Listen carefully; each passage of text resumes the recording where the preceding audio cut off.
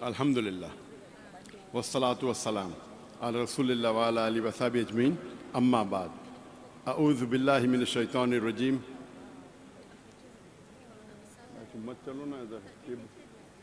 Please see that no one comes on the stage, please. If someone walks on the stage, the mic shakes.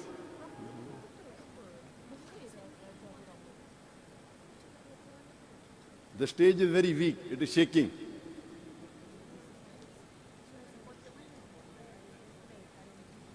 Forget it now. Why are you wasting it? Go fast, please. Move out fast.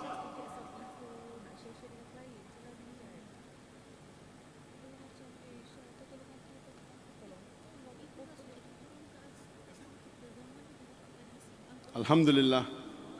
Wassalatu wassalam ala Rasulillah wa ala alihi wa sahbihi ajmeen. Amma ba'd. A'udhu billahi minash shaitanir rajim. Bismillahir rahmanir rahim. Udu ila sabili rabbika bil hikma wal mau'izatil hasana wajadil billati ahsan. Rabbi shrah li sadri wa yassir li amri wahlul 'uqdatam min lisani yafqahu qawli. I welcome all of you with the Islamic greetings. Assalamu alaikum wa rahmatullahi wa barakatuh. May peace, mercy and blessings of Allah subhanahu wa ta'ala be on all of you. Inshallah, we'll have a short session of Ask Dr. Zakir, an open question answer session. We'd request if the brothers and sisters can come in the front. The sisters at the behind, can you please come in the front? When the recording goes on, we prefer that the front row should be filled up. If the sisters behind, can you come in the front, please? All the sisters behind, as well as the brothers. The brothers sitting behind, can you come in the front, please? All the brothers, can you come in the front, please? Jazakallah shukran.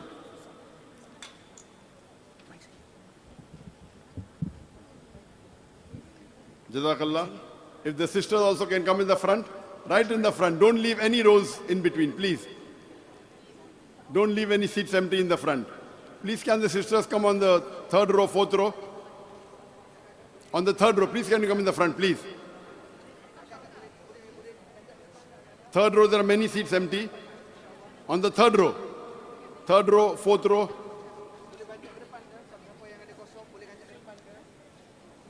The sister behind.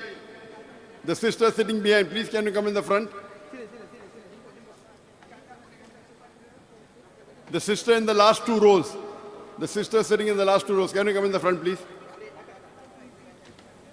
Jazakallah khair. Inshallah, we'll have an open question answer session. Anyone like to ask a question? Ask a question. I would prefer two microphones. Only two microphones are sufficient. One on my left, one on my right. That one or this one? One left, one right, that's it.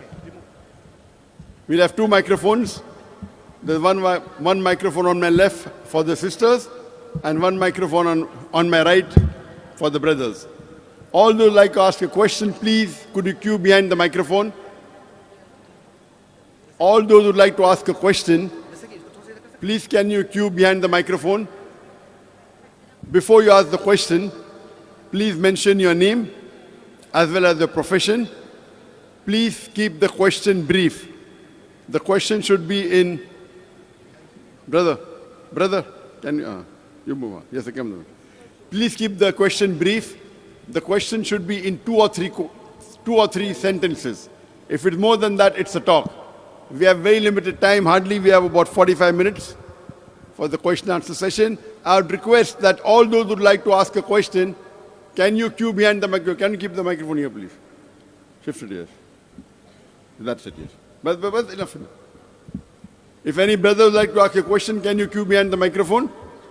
All those who would like to ask a question, the brothers can queue behind the microphone on my right. The sisters can queue behind the microphone on my left. It's the first time in Malaysia that they set a short queue. You want to ask a question? No, so. Yes, can you come microphone? Understand. Yes. MashaAllah. Any of the sisters would like to ask a question so that we don't waste time? Because once we start, all those who come late may not be able to ask question. We have limited time. So if you don't queue up now, you may not get a chance. Any sister like to ask a question?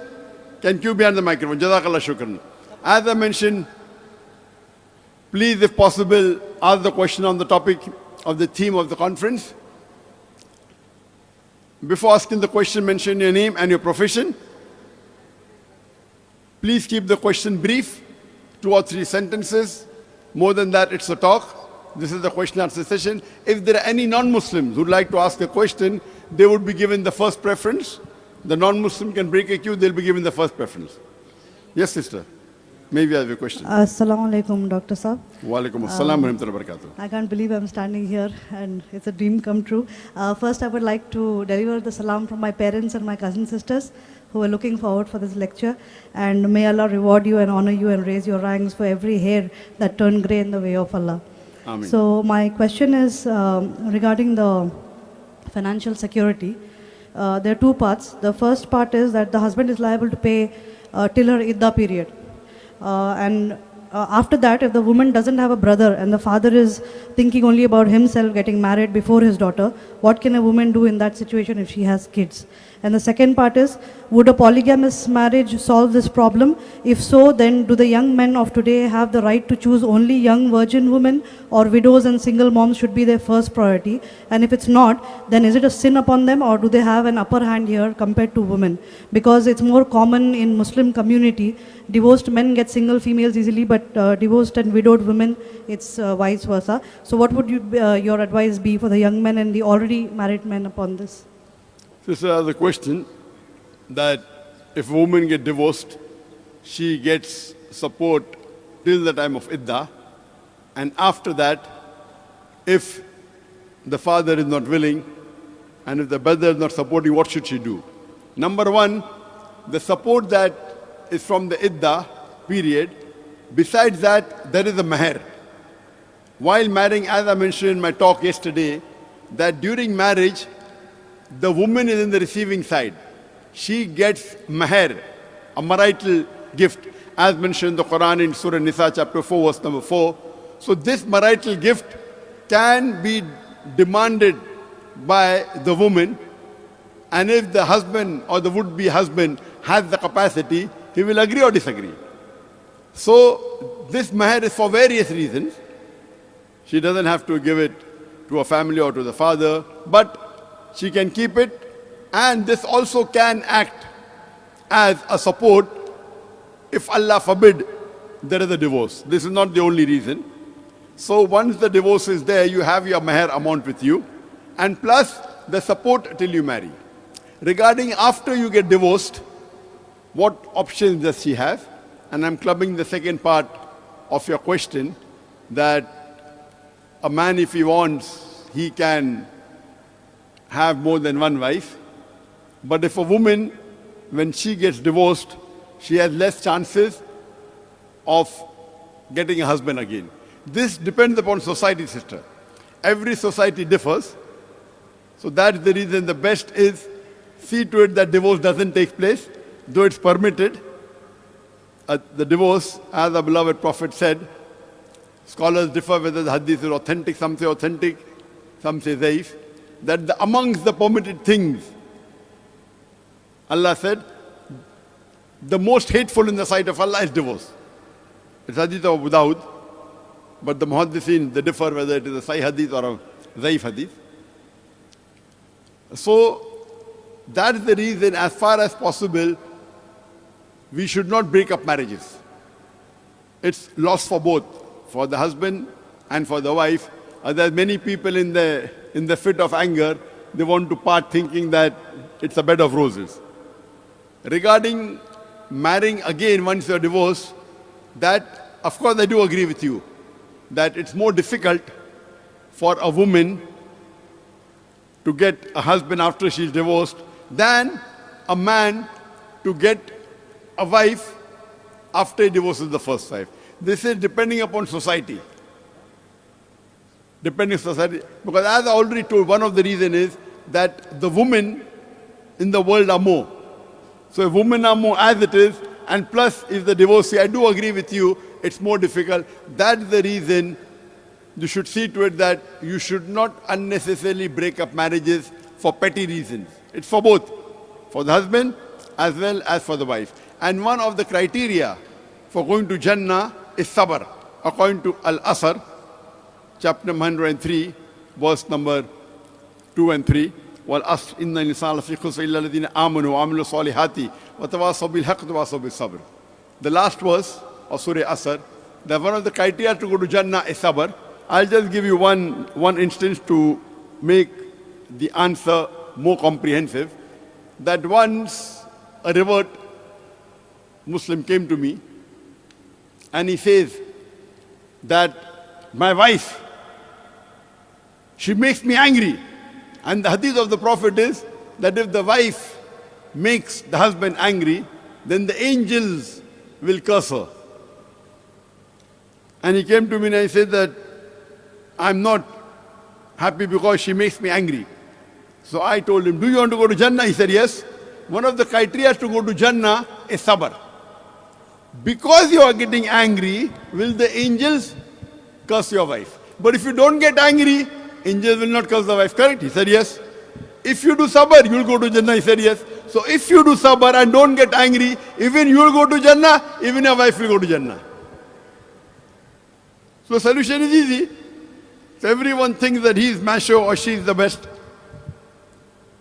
As Allah says in the Quran in Surah Baqarah chapter 2 verse number 87, Hunna libasul lakum wa antum libasul lahunna. That they are your garments and you are their garments. The relationship of husband and wife is like hand and glove. It's of partnership, not of superiority.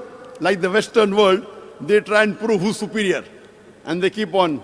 That's the reason the divorce cases are much more. So in Islam, it's a relationship of hand and glove.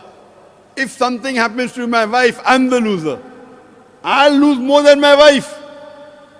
If the wife thinks the same, that if my husband loses, I'll lose more than him, then where is the problem? The problem is in both husband and wife. So when I told him this, that you are spoiling, leave aside your wife going to Jannah or not. You are spoiling your chances of going to Jannah. Do sabr. And he implemented that, and after that the problem was solved. Both started loving each other more and they lived happily. So there should not be competition. Oh, I'm macho. I'm Gawam. So as far as possible, even if one of the two is good, if both are good, it is the best. We should try and prevent the marriages from breaking. As far as if the woman parts, it is as I told you that if the father takes care of the daughter after she is divorced, he will get great ajr.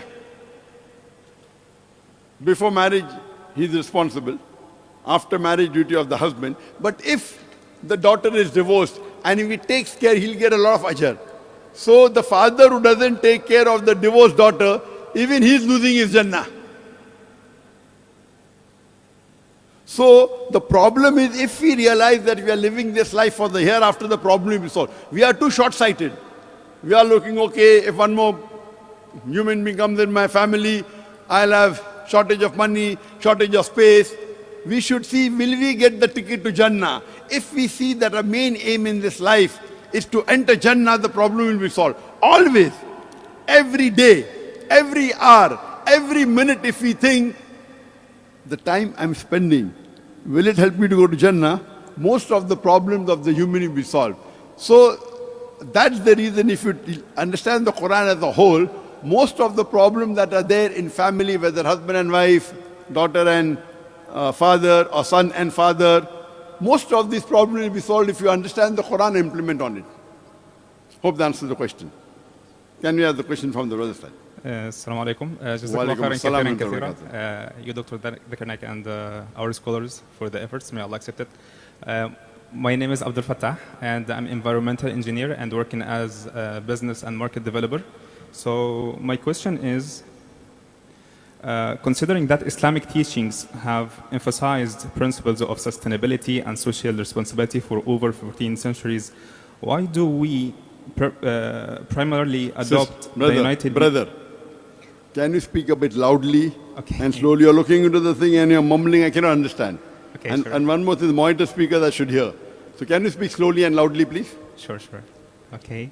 Yeah, the question. Go to the question directly.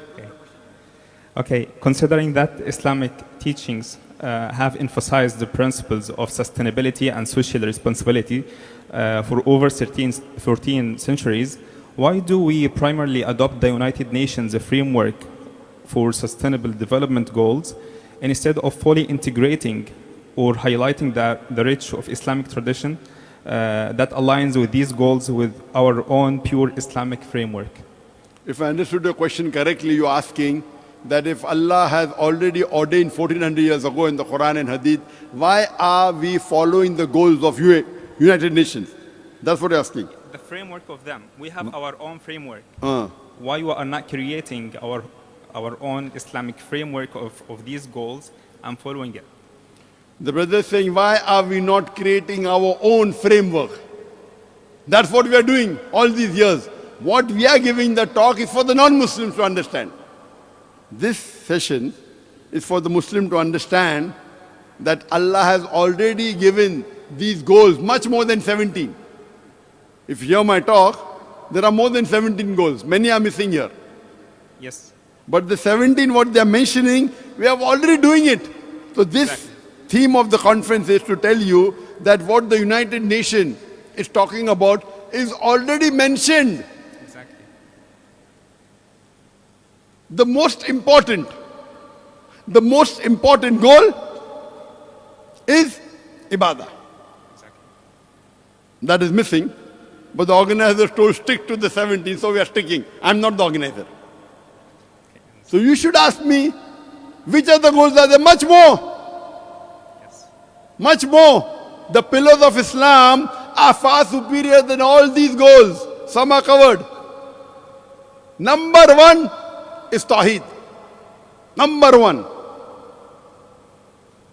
It will not make your life good here, it will make your life good in the year after. For Muslims, the UNO is planning how to make the world a better place. We are planning how to make hereafter better. Because the Prophet said, this world, you are a traveler. We are following the guidelines of the organizers, correct? The organizers wanted Islamic sustainable development goals, they are doing it. It's not wrong. It's not wrong, but it's not ultimate. For me, ultimate is Quran. For me, ultimate is Quran. Number one, Allah says in Surah Dariyat chapter 51 verse 56, وَمَا خَلَقْتُ الْجِنَّ وَالْإِنسَ إِلَّا لِيَعْبُدُونَ. I've created the men and the jinn not but to worship me. If you hear my talk, purpose of our lives, it's another talk. What is the purpose of our lives? So that talk will give you a gist. So these are sustainable development goals, which is not wrong. It's correct, but doesn't encompass all. It's correct. I'm not saying it is wrong. So if it is correct, I'm following Allah's commandments. Surah Imran chapter 3 verse 64. Ta'alaw ila kalimatin sawa'im bayna baynakum. Come to common terms as been assigned you. Which is the first. Now, I'm not saying what the organizer did is wrong. Correct. Because Allah says that if you want to invite the non-Muslims, come to common terms. Very good. What they're doing is not wrong. Correct? But this is not complete. Allah says, Ta'alaw ila kalimatin sawa'im baynana baynakum. Come to common terms as been assigned you. Which is the first term? Allah na'buda illallah. That we worship none but Allah, which is not there only in the 17 goals. It's not there in the 17 goals. If I was the 18th speaker, I would have spoken that. So it's not wrong what they're doing. But if you want to have a holistic approach, of course, the Akhirah, because their goal of UNO was to make this world a better place to live in 15 years. The goal of a Muslim is to enter Jannah. And you cannot compare Jannah to this world. It is billion or trillion times better. So our goal is superior, but for the non-Muslims, we are trying to get them closer. So this theme is mainly kept to show to the world that what you are discussing now, our beloved Prophet, Allah subhanahu wa ta'ala, has already mentioned 14 years ago. Hope that answers the question. Can we have the next question, sister? Assalamu alaikum. Wa alaikum assalam wa rahmatullahi wa barakatuh. My name is Aytruk. I'm from Kyrgyzstan originally. I lived in USA for 10 years, and I have a question. What is the wisdom behind the Quranic ruling that requires 2 female witnesses in place of 1 male witness, such as in financial transaction in Surah Al-Baqarah 282? Thank you. Sisters asked a common question, that what is the logic behind Quran or Islam saying 2 female witnesses equal to 1 witness? And she's giving the reference of Surah Baqarah chapter 2 verse number 282 in financial transaction. Okay, this is more easier, but normally people think that always 2 female witnesses equal to 1 witness of man. This is a misconception. In Islam, 2 female witness is not always equal to 1 witness of man. It is only in financial transaction. As per the Quran, Surah Baqarah chapter 2 verse 282, which is the longest verse in the Quran. We'll come to it later. So the fuqaha say that also in being witness for murder, where a person may get scared, the fuqaha say even in this situation, 2 women witness is equal to 1. But otherwise, generally, 2 women witness is not equal to 1 witness of man. 1 man and 1 woman is equal. Now, what is the logic that Allah subhanahu wa ta'ala says this? And you read the Quran in Surah Baqarah chapter 2 verse number 282 where it says that when you involve yourself in financial transaction, put it down in writing. And get 2 witnesses amongst yourself. If you can't find 2 witnesses, then 1 man and 2 women, female witness. So the actual requirement is when you get into financial transaction which require future obligation, Allah commands you, put it down in writing and take amongst yourselves, those who are reliable, 2 men as witness. If you can't find 2 men, then 1 man and 2 women. So that if one, many translate forgets, it's not forgets, if one errs, makes a mistake, the other will correct her. Why is this? The reason is that if you heard my talk yesterday, I said that all financial obligation is on the shoulders of the man in Islam.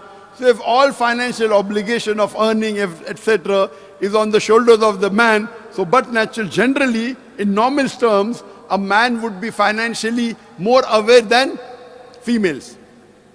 The sisters sitting behind, please can you come in the front, please? We request the sisters to come in the front. The sisters sitting behind the last 5 rows, there are many chairs empty on the 3rd row and 4th row. And even the gents here. The gents in the last 2 rows, please can you come in the front? Even the gents, Jazakallah shukran. Let's follow. In the front, sister. The 4th row is empty. The 5th row. Sister, can you come in the front, please? Not there, in the front. In the front, please. Jazakallah. So if the man has got financial obligation, but natural in finance, the man is more well-versed than a woman. This is a general rule. If you tell me I know of a woman who is financially better, possible. Man is more stronger, but you may have a female wrestler who may take down a normal man. Those are exception to the rules.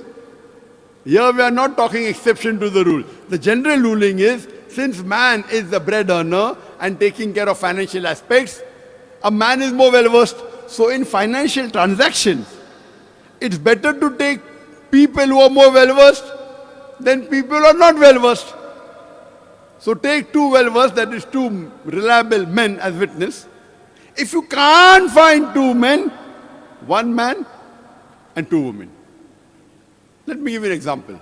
If you want to undergo a major surgery,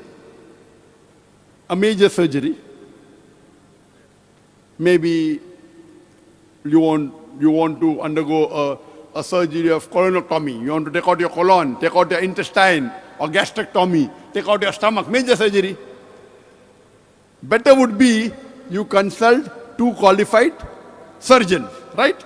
If you can't find 2 surgeons, one surgeon and two MBBS doctor. MBBS doctor means he's bachelor of surgery, not master of surgery. A surgeon is master of surgery, a master of surgery, MCH.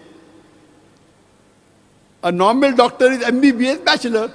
But a bachelor of surgery cannot do a major surgery. He's not allowed, he's not permitted. But if you can't find two surgeons, take advice of one surgeon and two MBBS doctor. Similarly, Allah says, in financial transaction, best is two men who are more qualified, who are more well versed. If you can't find two men, one man and two women. If one man is also equal to two women, then you can even take four women. No, you cannot. Can you do surgery with four MBBS doctor? Can you do surgery? No, four MBBS doctor. Can you do surgery? Yes or no? Similarly, if you take four women as witness, it's not possible. Two men is best. If not two men, one man and two women. So because the man is more well versed in financial transaction, therefore only in financial transaction are two women witness, one man witness equal to two women witness. Is it clear? Yes. Thank you. Like that, similarly, there are some cases where women are more qualified. Where woman witness is required, man cannot give witness. Would you like to know which case? Yes, would like to. Like to know, very good. If you are giving a burial bath for a woman, it is preferable woman should be witness, not man. Husband can be. But if you are giving a burial bath for a woman, because she is a female, here you require female witness. Here you cannot say, no, man and woman are equal. A man won't do it. No. But as a last resort, of course, the mahram can be as a last resort. But generally, no. Mahram is not there, unless if there is no one else to give burial bath. So this is the Islamic ruling. Islam believes that men and women are equal but not identical. Hope that answers the question. Thank you. Yes. Jazakallah shukran. Yes, brother. Assalamu alaikum warahmatullah. Am I audible? Wa alaikum assalam wa rahmatullahi wa barakatuh. Now you are slowly and clearly and loudly. Okay. My name is Muhammad Zillur Rahman. I'm from Bangladesh. I was trained as a computer engineer and also public health, and currently pursuing my PhD in artificial intelligence in UIA Gombak, which is commonly known as International University, Islamic University, Malaysia. The question is partially covered by Brother Fatah from Egypt, right? Okay. So the next part of the question that is uncommon to his question is, as we Muslims have our revealed knowledge and intact revealed knowledge in comparison with other religions, as you have also mentioned that there are not 17, we have more than 100 sustainable development goals. So currently we are aligning with the UN goals only at this point in time. So my point is, as we have our own platform like OIC, why can't we, put forward our 100 goals and check that which 17 is aligned with the short list that they have come up with, and we have that many. That can be for the Muslims also, and the non-Muslims, the alignment of the 17 is there, so that they do not feel neglected as well. So we have our forum, our platform, where we can push forward our eternal goals and others. Thank you very much. That's the end of the question. Brother is giving a suggestion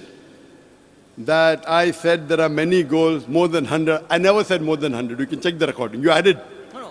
You're adding to my words. You're adding to my words. So, he's saying, why don't we have our own platform to say all these goals? Brother, do you know Peace TV? Yes, I watch. Have you watched it? Yes, I watch. So what is it? What is it? What does it talk about? Brother, this is the problem. We require, our platforms are already there. The Peace TV, it is talking about sustainable goals, all the topic. All my lectures you see is nothing but sustainable goal. Quran, modern science, sustainable goal. What is the purpose of life? Sustainable goal. Women's rights, sustainable goal. Education of both the worlds, sustainable goal. If you see my topics, more than half are covered from this. The others I think is less important. I didn't cover them. If you hear my talk, I've already given this talk which I gave yesterday. Already gave it in 1994. Did you watch it? I did not talk about UN. Before UNO thought about it. UNO in 2015, I gave the talk in 1994. 19 years before UNO. Sorry, 21 years before UNO. Right or wrong? So, that means you're not watching. We should have our own platform. We already have our own platform. Do you know Al-Hidayah? Al-Hidayah. It is the halal version of Netflix. Netflix, you know. Al-Hidayah? Yes, I know. You know. What is it? Platform. What is it talking about? Talking about how to go to Jannah. Our goal is not this world. Our goal is Akhirah. Far superior. Our talks are based on that. Does God exist? Talk of mine or not? Yeah, I do agree. But in comparison with UNO, Peace TV is the platform. I do agree. I watch it. Brother, I'm not asking your comments. Okay. Question answer time. We don't want to debate here. You made a mistake, accept it rather than argue. You asked for a platform. Platform is there or not? Yes or no? You did not identify. It's your fault, not my fault. The problem is most of the mashayikh, if not all, we are doing that. Allah says, Udu ila sabili rabbika bil hikmah wal mau'zatil hasna wajadum billati ahsan. Invite all to the way of thy Lord with wisdom and beautiful preaching, and argue with them and reason with them in the ways that are best. All these mashayikh, all 18 that you see, they have their own platforms. Now you don't go and watch. Whose fault is it? This is just to show what the UN said. Maybe some mashayikh didn't speak. I did not speak on some of this. Industry, okay. Okay, it's there. But who has the time? First I'll cover the important ones. Correct? But the most important is the Akhirah. We have given talks on Rahin Nijat, the path to salvation. So all this has been discussed. I have been talking since more than 30 years. So the problem is that when we talk UNO, everyone's ears go up. UNO, UNO. Even Muslims. When we talk UNO, Quran, what the roz padhte, every day we read. So we are the people who are actually not giving importance to the most important book. Is there any book better than the Quran? No. The Quran is the most positive book in the world. It's a proclamation to humanity. It's a fountain of mercy and wisdom. It is a guide to the erring. It's hope to those in despair, an assurance to those in doubt, a solace to the suffering. Thank you. Can you have next question? Assalamu alaikum, Doctor. When did we start? 4 o'clock. We started at 3:50, 3:55. Okay, we have another 10 minutes. Yes, sir. Assalamu alaikum. Wa alaikum assalam wa barakatuh. My name is Manisa Saruji. I'm from a company called Brand Geeks Inc. We work a lot with social enterprises. My question, what are examples of social enterprise from Prophet's time, and how can we adapt to now? Yesterday, Dr. Sajid said that Islam is in the middle path between capitalism and communism. So what are examples of social enterprise during the Prophet's time? What are the examples of social enterprises? Yes, and how can we adapt it to now? And how can we Adapt to now. adapt it to now? Yeah, something that we're not already doing. Sorry, I can't hear you. Something that we're not already doing. Something that we can adapt from Prophet Muhammad sallallahu alaihi wasallam's time. You said that the doctor, I didn't hear the talk, so I cannot. Sure, no You said Dr. Sajid Umar said that at the Prophet's time we had social enterprises. Basically, social enterprises are between capitalism and communism. But I'm interested to know from your point of view and from your knowledge and experience, are there examples of social enterprises from the Prophet's time that you have come across? I personally don't know the context what Dr. Sajid Umar has mentioned. Sure. But if you ask me, can I give examples of social enterprises which is between capitalism and communism? I would talk about Baitul Mal. We collect zakat. when we collect zakat, you can give to individual or to Baitul Mal. Baitul Mal means you're collecting collectively. So when we collect under one organization, the amount collected is big. So with the Baitul Mal, like capitalism and communism, one is more for money, one is... So in Islam, we are mainly talking about security of the Ummah. So the Baitul Mal that is there in Islam, it's the best example of how can you improve the society. If someone is sick, you can take care of the sickness. If someone requires education, you can take care of the education. If there are certain things required. So with the Baitul Mal, when you have collectively pooling, that can solve major problems which cannot be done otherwise. Hope that answers the question. Thank you. Can we have the next question? Brother? Yes. Question? Yes. Fast, brief. Otherwise, next person will ask. Okay. Yes, brother. Okay. I'm Sheikh Kokou Muhammad Nasir from Myanmar. I am founder and executive director of Miec Resource Foundation, NGO. My question to you is to transform the world through these SDGs. I believe that we need to organize to form the organization which is better than United Nations. Do you agree it or not? If you agree it, what are your steps? Not only we are giving lecture, but also in practically. Brother asked Thank a you. question that we require a better organization than UNO to make the world a better place. There is no better example than the Prophet. And the best organization is Khilafah. There is no better organization than Khilafah. It was there earlier. It was abolished 101 or 2 years before in Turkey. We have to reestablish it. If the Muslims are united, Allah says it very clearly in Surah Imran, chapter 3, verse number 103. وَاعْتَصِمُوا بِحَبْلِ اللَّهِ جَمِيعًا وَلَا تَفَرَّقُوا. Hold strongly to the rope of Allah and be not divided. The best is Khilafah. If we Muslims are united, we'll be a strong force. Today we see we Muslims are more than 25%, 26% in the world. More than 2 billion. It reminds me of the hadith of the Prophet that at one time everyone will pounce on the Muslims. So the Sahabas asked, will the Muslims be less in number? He said, no, we will be like froth.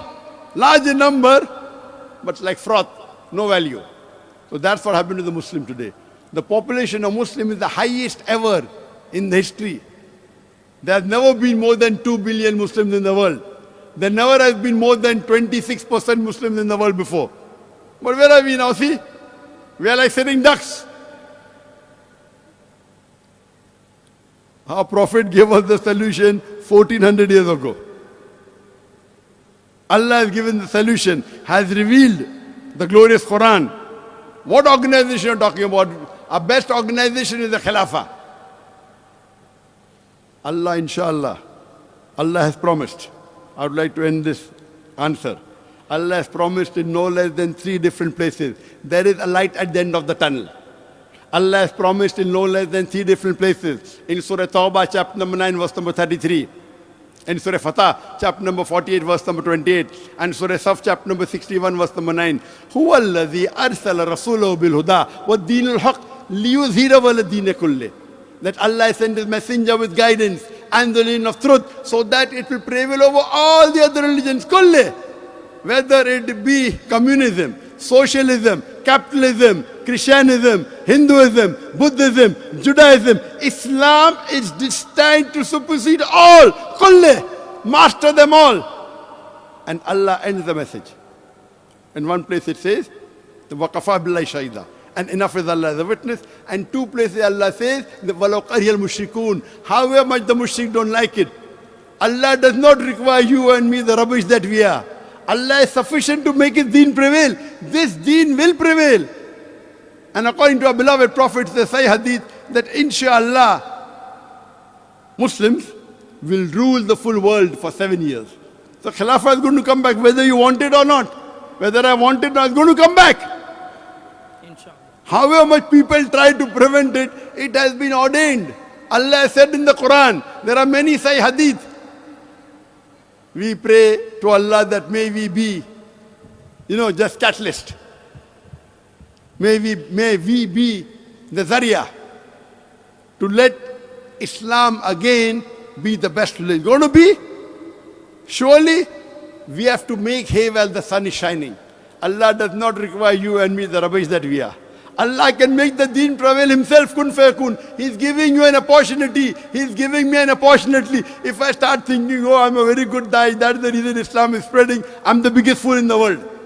Allah does not require you and me. What are we doing? We are being intelligent. We know Allah is going to win. We know Allah is in the haqq. We know it's in the right. So we are striving so that we get a ticket to Jannah. That is our goal. Not dunya. Sustainable goal. Not sustainable, everlasting goal. What sustainable? What sustainable? We are aiming for the everlasting goal, Jannah. Hope that answers the question. Yes, sister. Bismillahirrahmanirrahim. Assalamualaikum warahmatullahi wabarakatuh. My name is Putri Shazwani. I am a military officer serving in the Royal Malaysian Navy. My question for today is regarding the role of men and women in marriage. So in today's world, gender roles in marriage are changing because some women accept financial responsibility in the family if they are capable. However, we know that Islam has clearly assigned nafkah. Can you repeat the last part of the question, sister? Sorry. A bit slowly. Yeah. In today's world, we know that gender roles in marriage are changing because some women accept financial responsibility in the family if they are capable. We know that in Islam, it is clear that nafkah is assigned to the duty of the husband. So my question is, how? Sorry, what is the sign? We clearly know that nafkah is assigned as the duty of husband. So my question is, how should we balance or apply Islamic teaching with today's realities where some women become the main providers in the family? And what if the husband neglect his responsibility but the wife are willing to stay in the marriage for sake of their children? Thank you. Sister asked a very important question, and she says that she realizes and she knows that in Islam, man is the breadwinner. It's his responsibility to look after all the financial aspects. But if the wife, if the woman is willing to share the responsibility, and if she's working and she's earning, so is it permitted? And what if then the husband doesn't earn? Here you have to understand, by default, it is the man who's the breadwinner. The woman is financially secured. But if the woman is willing, as long as the job she is doing is within the purview of the Islamic Sharia, it's not a job which is not permitted by the Sharia. If she's doing, and if she's willingly doing, she can do. But if the husband at this time becomes more lazy, that's wrong. You should get, okay, fine, he may not be able to provide you maybe 50,000 ringgit a month or 30,000. Whatever he can provide, you should provide. He should not become lazy if the woman is agreeing to take part or help in the financial. There's no harm.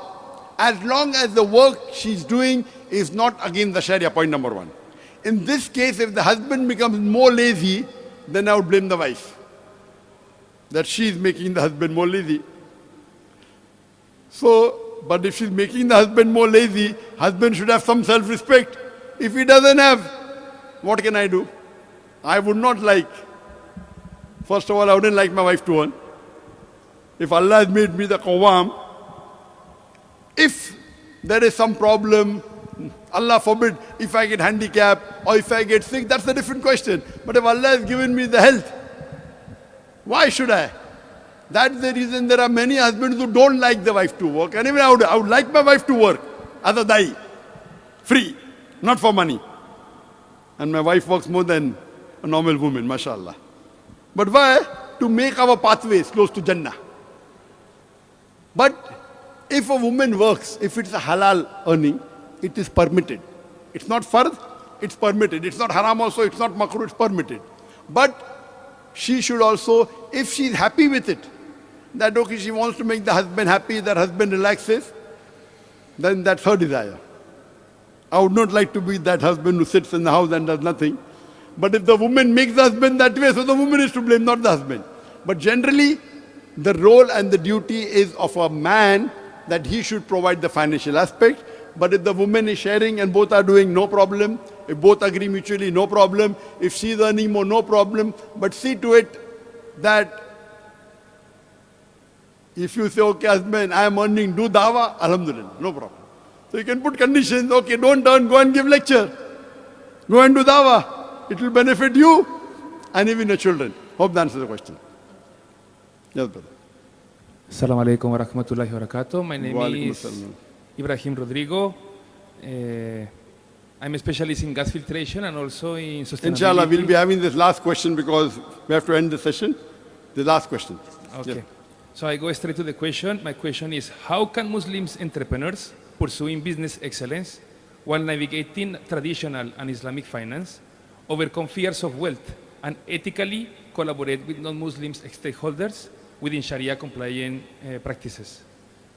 Brother asked the question that how can Muslim compete with other entrepreneurs following the Islamic Sharia in terms of finance? Mainly you are referring to other people are allowed to take interest and the Muslim should follow the Quran, that interest is haram. How can we compete? I believe if you follow the Sharia principle, I've given the talk on interest-free economy promulgated by the Quran. It's the talk of mine. Interest-free economy promulgated by the Quran.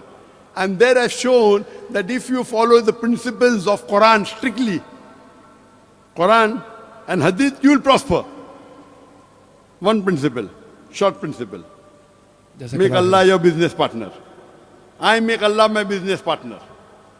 And if you're rich, I give them advice.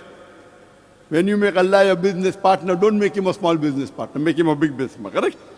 Right or wrong? Can you make Allah a small business partner? No. Make him big business partner. So I told my son 2 years ago when he started business, see to it that whatever profit you get, minimum give 51% to Allah. Subhanallah. Minimum. I am a veteran, I give more. MashaAllah. Now how many people are willing to follow this formula? Raise your hand. How many people are willing to follow this formula? Whatever you earn, 51% give in charity. Islam is 2.5% of your excess wealth. Huh? That is minimum. This is not fard. I am saying this is better. You know, competing with Hazrat Abu Bakr, Hazrat Umar, mashallah, the Sahabas, may Allah be pleased with them. They are stalwart, they are examples. Hazrat Umar gave half his wealth, Hazrat Abu Bakr gave all his wealth.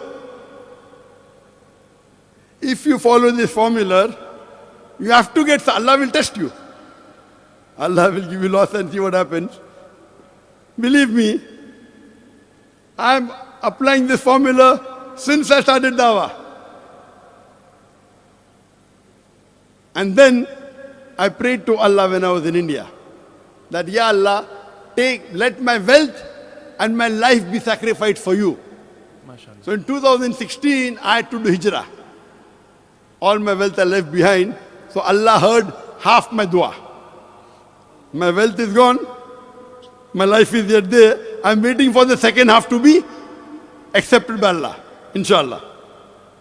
But when I do dua, I never do dua that let my wealth in India come back. Why? It has gone, I'm going to get 700 times more. Allah says in Surah Baqarah chapter 2 verse number 261, you put 1 grain in the way of Allah, Allah will give 7 years, each year having 100 grain, 700 times profit, 70,000%. Which business gives you 70,000%? And Allah does not stop there, Allah will give you more. So all that money that the government has taken, I'm going to get 700 times. They don't know that. The more they take from me, the more I get in Akhirah. Never once did I do dua that let my money come back because I already got 700 Akhirah. We start new business. For 1.5 years I didn't earn anything. After that, Allah gives me new.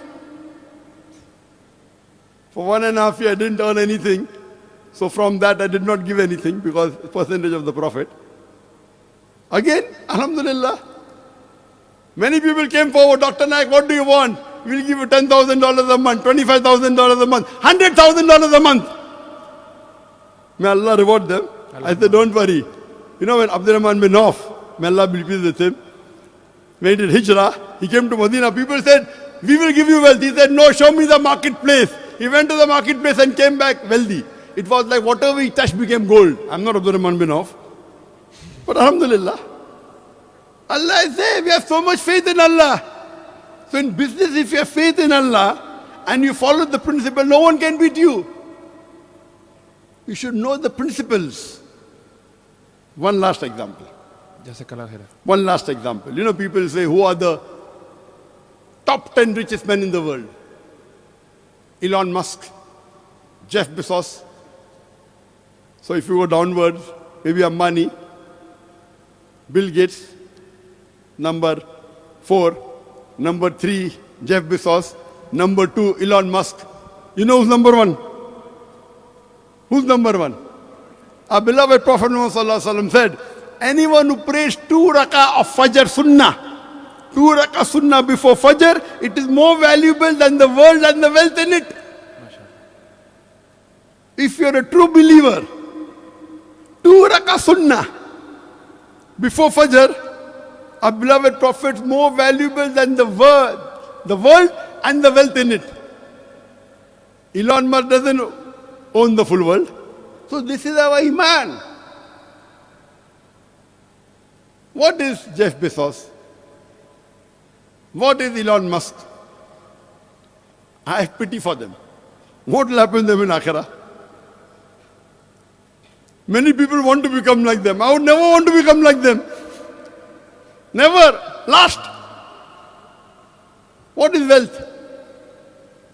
So if you follow the business principles of the Quran, inshallah, you will be the best businessman in the world. And the best businessman was the beloved Prophet Muhammad Sallallahu Alaihi Wasallam. Wa akhir dawana alhamdulillah rabbil alameen. Jazakallah khairan.